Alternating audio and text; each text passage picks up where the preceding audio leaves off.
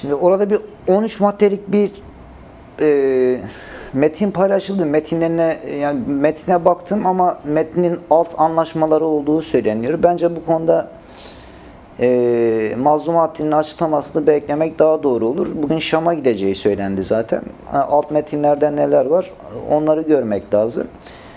İşte manipülasyonlar vardır. Manipülasyonlar şöyle, yani orada manipülasyonun silah üzerinden yapılması, yine Arap-Kürt çatışması üzerinden yapılması önemlidir. Burada yapılmak istenen yeni bir kutuplaşma, yeni bir kutuplaştırma, böl, parçala, yönet mantığının aslında bugünün devamıdır.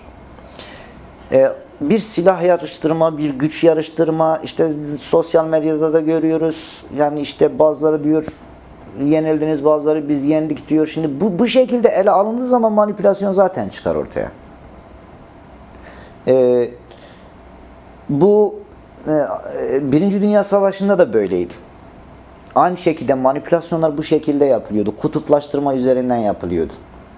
Yani sizinki daha güçlü, bizimki daha güçlü. Ya bu şekilde bir manipülasyon yapıldığı zaman kutuplaştırmaların da kaçınılması, yani kutuplaştırmaların da olması kaçınılmaz olur. Ama burada şunu söyleyeyim, yani bir kayıp olarak veya bir geri çekilme olarak ben açıkçası bunu çok değerlendirmiyorum.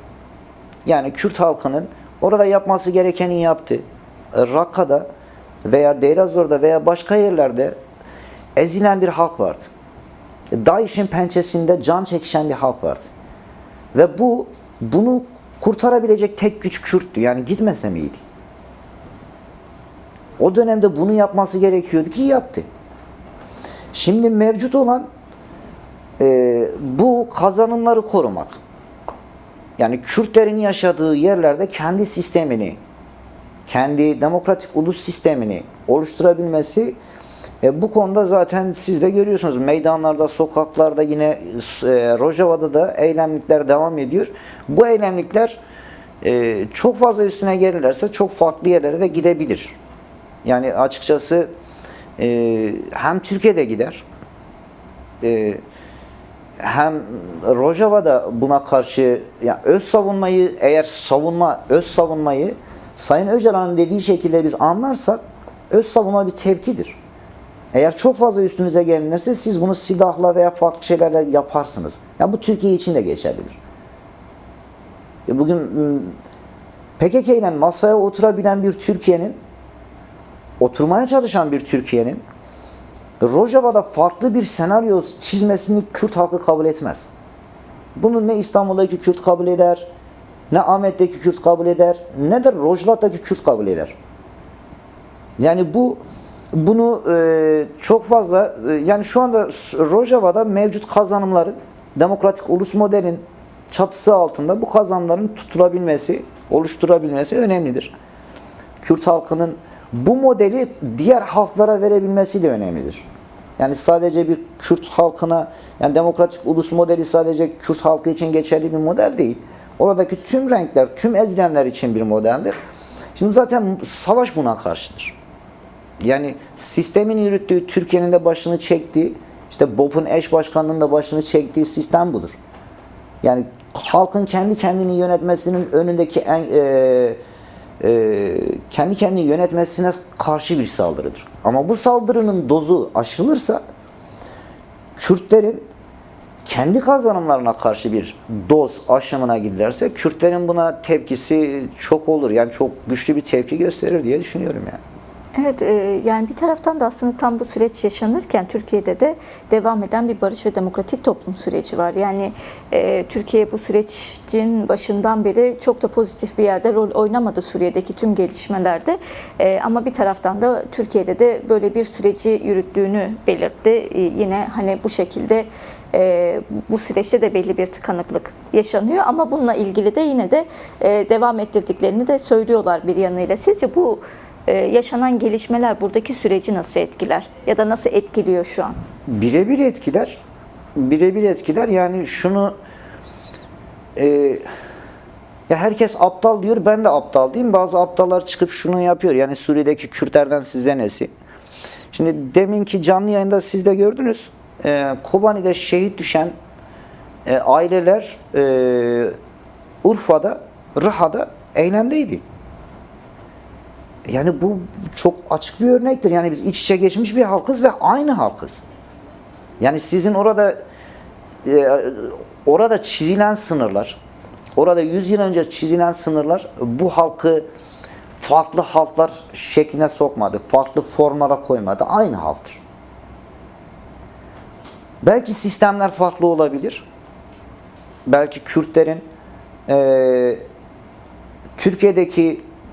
Türkiye ile anlaşması farklı olabilir. Suriye'deki anlaşması farklı olabilir. Ama neticede aynı halktır. Yani buradaki memnun olmazsa Suriye bunu onaylamaz. Rojava bunu onaylamaz. Veya Türkiye'deki çözüm sürecinde çıkabilecek herhangi bir pürüzü Rojava kabul etmez. Bu bir bütündür. Parçalı şeklinde, parça halinde her bölgenin kendi entegrasyonu, kendi demokratik entegrasyonunu kendisi belirleyebilir. Bunu zaman gösterecektir. Ama Kürtleri bir bütün olarak görmek lazım. Hatta buna Başur da dahildir. Evet. Yani bir bütün olarak görmek lazım. Evet değerli Güler, zaten şu an ekranda da aynı şekilde Ahmet eyleminden de görüntüler var. Sizin de bahsettiğiniz gibi aslında Kürt halkını sosyolojik gerçeklerini görmezden gelen kimi yazarların, araştırmacıların, gazetecilerin de açıklamaları oldu. Hani Suriye'de olan neden buradakini ilgilendiriyor, neden buradan böyle bir tepki veriliyor diye. Bugün işte Demokratik Kurumlar Platformu bugün itibariyle 3 günlük eylem çağrısı yaptı. Kürt halkı gerçekten Suriye'de yaşanan her gelişmeyi, Suriyeli Kürtlere dönük her gelişmeyi kendisine yapılmış olarak görüyor. Çünkü aynı halkın bir parçası olarak ifadelendiriyor zaten kendisini. Şu an Ahmet'teki eylemde biz de DBP eş genel başkanı Çiğdem Kılıçgün Uçar'ı da görüyoruz. Ayla Akat Ata da yine orada. Çeşitli isimler orada. Yine biraz sonra yine bağlantıyla ayrıntıları da aktarırız. Ama sanırız polis engeli devam ediyor. Eylemin, yürüyüşün başlamasına engel oluşturan şey biraz oradan. Polis barikatları devam ediyor görünüyor. Evet, aslında bir taraftan biz de tekrar Türkiye'deki barış ve demokratik toplum sürecini konuşursak biraz süreç aslında tam olarak da Suriye'deki gelişmeler üzerinden de başlamış oldu. Oradaki gelişmeleri göz önüne aldıklarını söyleyerek aslında başlatmış oldular. Bir yanıyla böyle başladı bu süreç ama şimdi gelinen aşamada Türkiye gerçekten pozitif rol üstlenme konusunda geri çekilme kararı aldı. Her seferinde geri çekildi. Daha doğrusu negatif bir yerden doğru dahil oldu. Dün yine DEM Parti heyetinin, İmralı heyetinin bir görüşmesi gerçekleşti. Burada Abdullah Öcalan'ın da yine buraya dair, Suriye'ye dair açıklamaları oldu. Belki biraz onu da değerlendirebiliriz birlikte. Şimdi evet, bir buçuk aya yakın bir süreydi. İlk defa dün İmralı heyeti oraya gitti.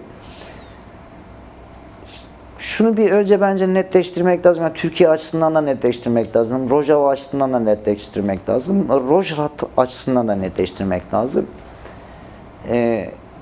Sağlıklı bir sürecin yürüyebilmesi, sorunların yol yürülürken sorunların ikide bir ortaya çıkmaması için öncelikle Sayın Öcalan'ın üzerindeki tecridin kaldırılması gerekiyor. Bugün Rojava'da olanlar da, Türkiye'de olanlar da, Rojava'da olanlar da ki bayağı bir ön plana da çıktı. Bütün bunların gelip dayanacağı yer yine İmralı'dır. Yani bunu artık itiraf etmeleri gerekiyor. Bunu artık kabul etmeleri gerekiyor.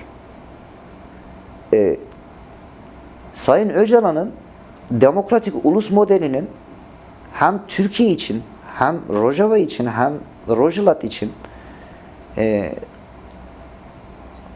uygulanabilirliğinin sağlıklı bir şekilde yürütülebilmesi için bu tecridin öncelikle kaldırılması gerekiyor. Süreç şu anda ne aşamaya gelindi açısından bakılırsa evet bir ortak rapor hazırlanmaya çalışılıyor. 2 ay bir erteleme oldu. Bu ortak raporu bekleyeceğiz. Nasıl bir ortak rapor çıkacak bunu göreceğiz. Ama sunulan raporlara bakıldığı zaman da MHP'nin işte herkesi Türk olarak görmesi, AKP'nin çok da böyle suya sabuna dokunmadan bir yaklaşımı var. Ama bunlar da olumludur. Yani çok da olumsuz olacak yönleri yok. Yani ben öyle çok değerlendirmiyorum. Hem AKP raporunu hem kısmen MHP raporunu. MHP raporunda birazcık Türklük adı altında. Yani milleti veya ulusu Türk adı altında tanımlıyor. O biraz öyle yaklaşıyor. Yani orada bence çok da ismin önemli değil. Yani o ulusun isminin çok da önemi yok. O öyle yaklaşıyor ve birlikteliği tabii 1800'lere kadar falan götürüyor ama bunun rapora yansıması, yine kanunlara, yasalara, anayasaya yansımasını göreceğiz. Hep beraber göreceğiz. Şu anda bir sessizlik var. Yani biz kendi haline bırakılmış işte raporu bekleme bir süreci var. Ama bunun da yine olumlayacak, bu süreci, Türkiye'deki süreci olumlayacak, tabiri caizse yoluna koyabilecek yine Rojava'dır. Şimdi burada farklı bir yaklaşım gösterip Rojava'ya karşı, Kürtlere karşı herkesle işbirliği yapan, herkesle işbirliği yapmaya çalışan bir Türkiye'nin özellikle de kendi medyasında, kendi kamuoyunda din düşmanı diye gösterdiği, ezeli düşman diye gösterdiği İsrail'e karşı, İsrail'le beraber Kürtleri hedef almasının sonucu bugünkü buradaki sürece yansıyacaktır. Ya bunun orada yapılanların hesabı burada da sorulur. Dolayısıyla Rojava'ya yaklaşım, şu an gündemde olan Rojava'ya yaklaşım aslında Türkiye'deki demokratik çözüme de yaklaşımdır. Rojava'ya farklı yaklaşan, Rojava'daki Kürtlere karşı herkese işbirliği yapan, DAEŞ'le bile işbirliği yapabilen bir Türkiye'nin demokratik bir süreci Türkiye'de başarıya ulaştırabileceğini ben açıkçası çok tahmin etmiyorum. Yani buradaki Türkiye'deki Kürtlerin işte Rojava'daki Türkiye'nin yaklaşımlarını unutup onları kulak arkası edip kendini düşünebilecek bir Kürt halkı değildir yani. Biz buradaki demokratik çözümü bir yerlere varalım da Rojava'ya ne olursa olsun diyecek bir Kürt halkı yoktur karşısında.